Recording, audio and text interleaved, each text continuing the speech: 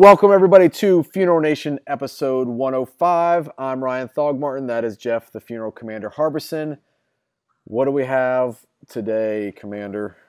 Today is a big show. It's a Changemaker show. We have two titans of the business that's going to be on with us. They've both been on before, but not together. You have to see the show because this is a Changemakers. These guys have made changes and are going to continue to. And this is an exclusive interview nobody else has because we bring the effing news to our Funeral Nation. Yes? Yes, we do. Well, it's interesting. Let's talk about that. I want to give a shout out to Brian Bowser, who's a new FNer out there. He connected to me with me on Facebook. And he said, you know what? I'm a small-town funeral director out in Arkansas. He said, I don't get to go to conventions. I don't get to do stuff. You guys are bringing stuff to me that I can watch, I can learn, and I feel connected to the funeral industry. So, Brian, great job. And the rest of you guys out here, there's no other show, there's no other content like what we provide here. That's right. We got good stuff. And in fact, we can't do this unless it's brought by C&J, Jamie Meredith and the guys. So let's go ahead and show how much power they have with us. What payment method do you prefer families use for your goods and services? Most funeral homes and cemeteries prefer cash check or credit card over life insurance as the preferred method of payment. However, families who use life insurance are able to purchase the funeral service of their choice and spend 31% more on your goods and services. By encouraging more families to pay with insurance, you can create a better experience for the family and become more profitable without increasing your call volume. The reason most firms prefer cash check or credit card over life insurance is that insurance companies are a hassle to deal with, and payment can often take weeks or months to receive. With C&J Financial, you can receive funding within 24 hours of verification of benefit, thereby eliminating the hassle, headache, and cash flow delay in processing insurance death claims. Let us show you why hundreds of funeral homes all across America choose C&J for their assignment funding needs, and why many associations, accounting firms, and industry leaders recommend C&J to their clients and members. Good stuff. And some other news, Jeff. Last week's episode 104, we talked about pricing and having your GPL online, not having your GPL online. This is probably our most watched episode and most engaged episode. The conversation around this, like, we're absolutely going to have to do a follow-up show or two around this. And it's actually stirred up conversation in some other arenas in our profession as well, where this has resonated. And, you know, it's our job is to make waves and to talk about what is relevant and what needs to change. And this is just one of those hot button topics that needs to change. And there's a lot of people on the fence, but research is on our side too, that the consumer wants transparency, which obviously makes sense. So it was a great conversation, but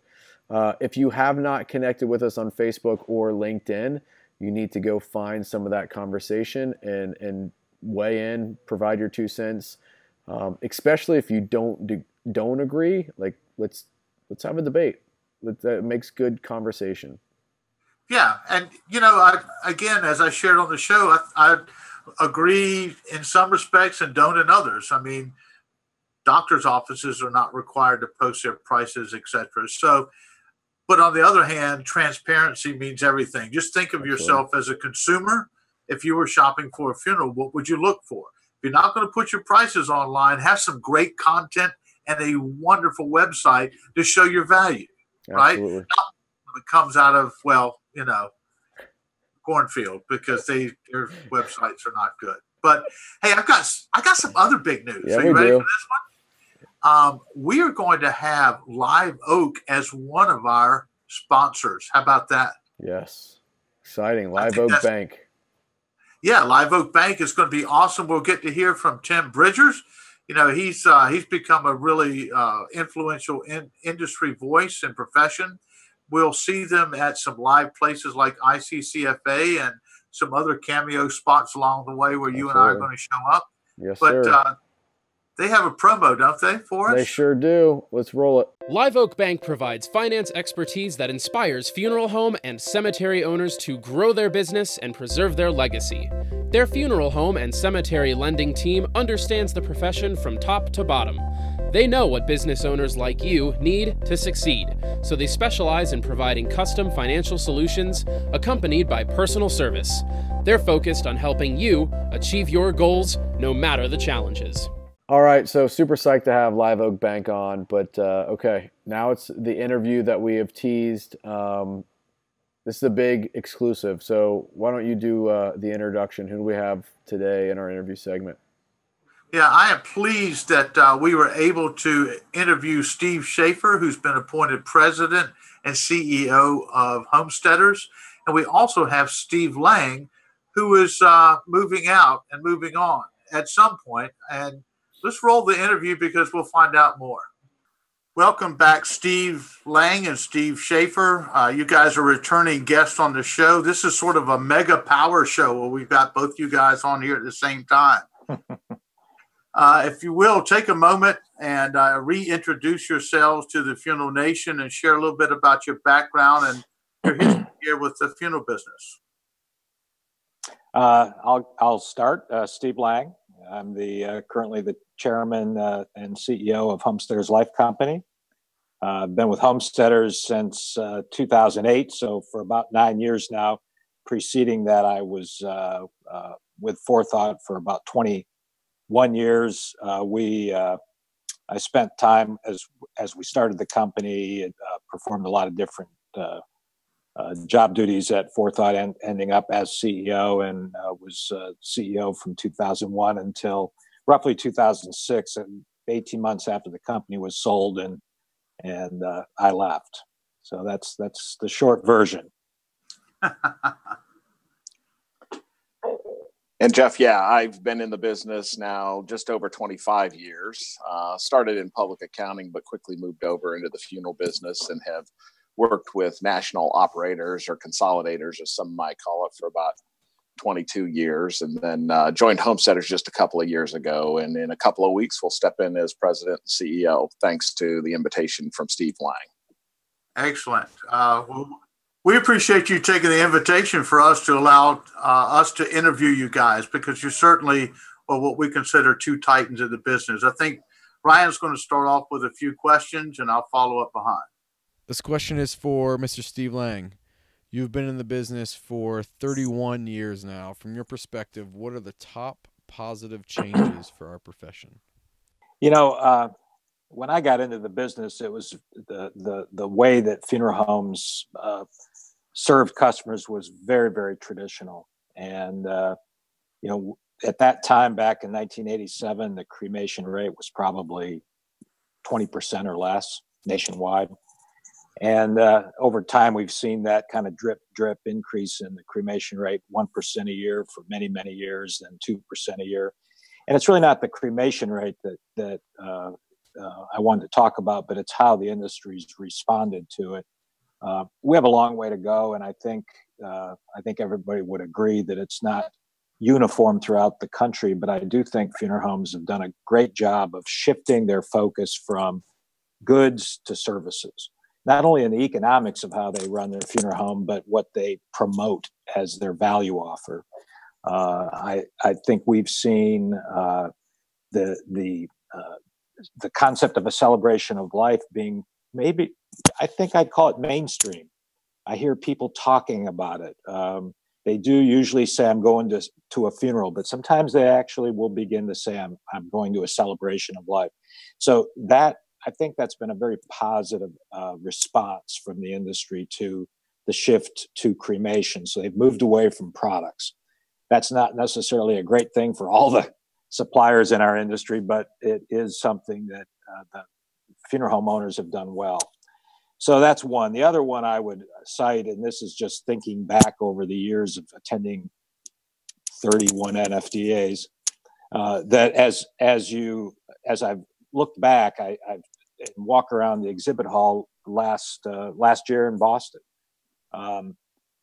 the emphasis on technology is just huge. Now, whether it's been fully adopted, I think we all could agree there's a long way to go, but I think we've seen a lot of great ideas. You guys are great examples of that.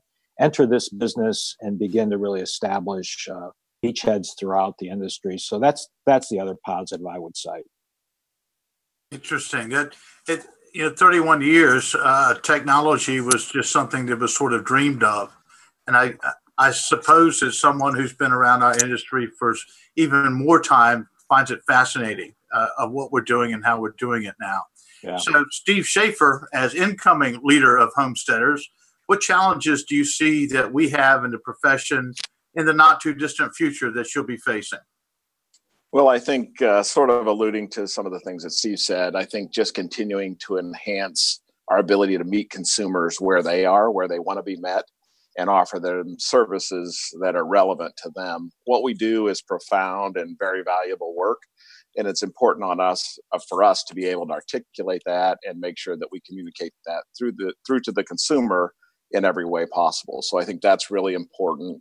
As part of that, I think we have to enhance our digital competencies as a profession. We're generally slow adopters of technology. That's gaining ground pretty quickly, but it's incumbent on us to learn and be proficient at those digital competencies, because digital is changing everything that we do, our communication, our education, transactions, and we have to become very proficient at that. Also, I think that our business acumen has to increase as a profession. Owners and operators, it's not as easy as it was maybe 20 years ago, or at least skill sets are different. So I think it's incumbent on us to spend the time to develop the skill sets to think strategically, and particularly in the digital area, to be competent in that area. Yeah, I concur. This is for either Steve. From a pre-need perspective, what does the opportunity look like for funeral homes to utilize this option for their financial future? Steve, I'll take this.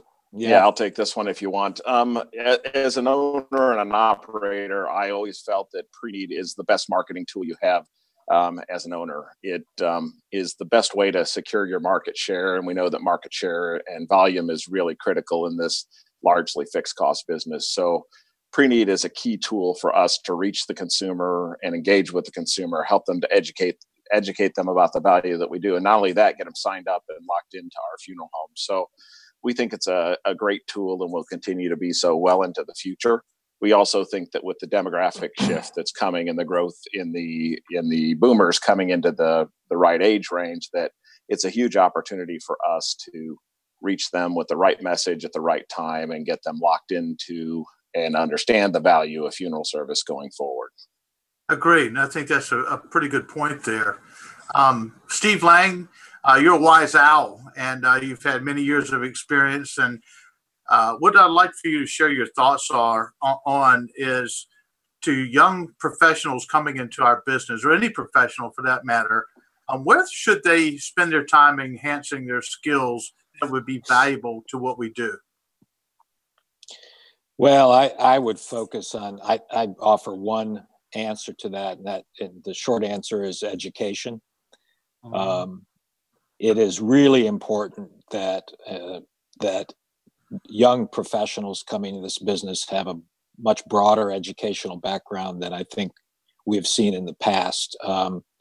We need to see young professionals focus more on their business acumen, on their technology skills, their human behavior understanding, and their marketing and sales skills.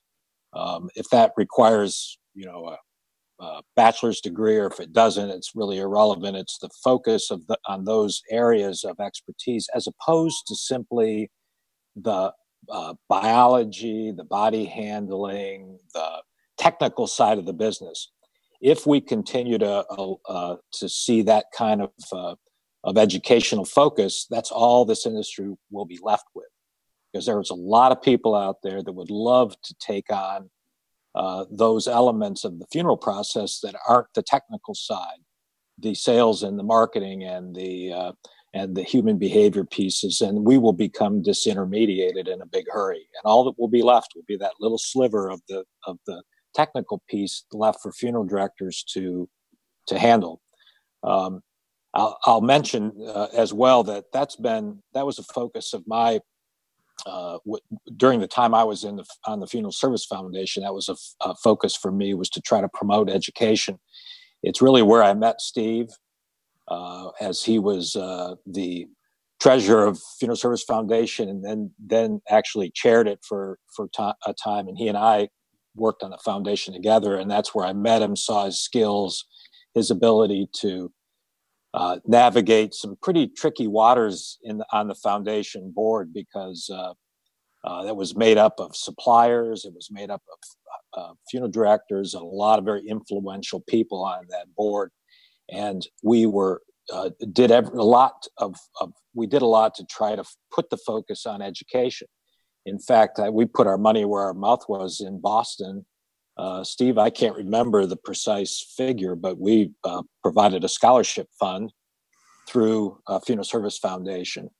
And I think that probably vaulted us into maybe the second or third largest contributor to the foundation of any company in the industry. And that's because we value education and we see its importance. We have also instituted a new program that I think has been through 2 cycles, and we have a new one coming up, new class, where we've partnered with Drake University to allow funeral home owners, and young, old, doesn't matter, to develop their business skills. And so Homesteaders is doing a lot to try to promote this notion of education, but that's the key to I think the whole thing for the future. Agreed. Last question is for Steve Schaefer. Will you share what hot button priorities Homesteaders is focused on in the next 18 months? Yeah, I'll just give you a few of the things we're working on that I think are pretty exciting. One, we're continuing to expand our product line so that we can, and our resources to reach more diverse markets, both different economic levels and different ethnic groups within the potential consumer demographic that we're targeting. So we're excited about that. You'll see a few new product offerings coming out in the next 12 to 18 months. We also have launched a new program because we know this is a people business, and if we're going to be successful at it, we got to keep it as a people business. And so we launched a new program that we think will help retain good people in the business. One way to get good people in the business is to keep the good ones you have, and it's called Building Resilience. We just launched that with Dr. Troyer. We're excited about that. That will continue to roll out, and I think it'll be both a good program for in-service for funeral homeowners and possibly eventually for community outreach to other care providers in their communities. Steve mentioned our Drake program. We've had such success with that here in Des Moines. We're taking it on the road. We're going to do that in Orlando in May. And so we're excited about that. And then beyond that, just continuing to be the best provider, best partner for funeral homeowners in the business. As the most often used pre-need company, we have to be the best at what we do. And so we're committed to continuing to do that. We only do one thing. We only fund pre-planned funerals. And so we have to be the very best at that. So you'll continue to see us focus on that aspect. But you guys certainly at Homesteaders are well known for your education, for the data that you put out. And, it's interesting. This is still come down to a technology. This is a relationship business. And, having those relationships between each other and the folks who are prospects, the folks who are working for us and make it work every day, you guys do a really great job at that at Homesteaders. I guess one final question I didn't throw up here, which I think will make you too nervous. So this ought to be kind of fun. If you look down the food chain there, sort of the chain of command, is it the guys that are named Steve that maybe you're starting to look at because that one block on the desk, you just put a piece of tape through it and go, or is it maybe going to change that up, Steve Schaefer, in the future at some point? Well, we've actually hired outside counsel to help people who want to change their names to Steve, so that they can be successful here. Yeah, but Stephanie is also a very acceptable name. That's exactly right. I would say a Stephanie or Steph, but it's just interesting. Both you guys are wonderful, and I consider you two of the best gentlemen and giants in our business, and we're grateful for what you've done for Steve Lang, and I'm sure we'll continue to see you around. And Steve Schaefer, we're excited about what you're bringing to the forefront and along with this ride with us for the next several years. Yeah, thanks for the opportunity, guys. It's great to chat with you, and appreciate the invite. All right. Well, we'll see you around, and good luck to both of you. Thank you very much. Thanks. Awesome interview. Two titans in the profession that have, when we talk about this being a change makers episode, these guys have been on the delivering end of a lot of change and are going to continue that trend. So super excited for homesteaders as they enter this new journey, and really excited for our profession because they're going to be implementing a lot of change and really driving the technology conversation. And I love the education conversation that they're focusing on as well. So good stuff. This interview segment was brought to us by some other change makers and Sitch Casket. Let's roll that promo. Funeral Nation is sponsored by Sitch Casket. Sitch has changed everything for funeral homes facing declining profits from cremation, with casket quality equal to the top domestic brands but at half the cost or better. Enter now to win a free Sitch Casket at sitchcasket.com. Sitch, only your accountant can tell the difference. All right, Commander, that wraps up episode 105, Change Makers. Man, we have been on fire this year. So what do we got next week?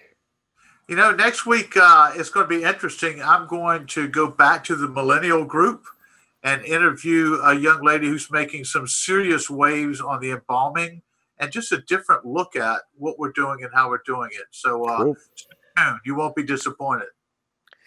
You should never be disappointed, especially when you get to look at the commander for 15, 20 minutes a week. Just telling you, and again, you're the only one that's been on this show in the last 3 months that has a tan. Well, it's going to get better too because it's nice out here right now.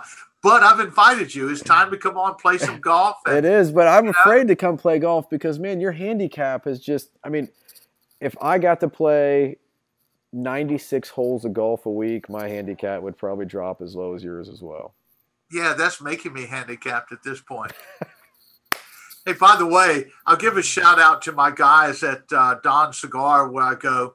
Tomorrow we're doing a really big deal where we collect cigars for warriors overseas. And so I might have some clips or something from that on the next show because they're also a host at really what I call my command post over there in the back. So you guys look us up, Cigars for Warriors. If you want to donate, reach out to me. I'd love to hear from you for a great cause. Very cool. Very cool, Commander. Love how you continue to give back. It's a pleasure to do this show with you. We are bringing massively important information and conversation that is absolutely driving change. And that's what it takes, man. The internet gives us a voice, and I think if we use it for the right things, it's good, powerful stuff. That's it. Well, thanks, partner. And I'm digging the pink couch. You got it going on over there. You know what I'm saying? Thanks, brother. Hey, until next time, have a great effing week. Out here.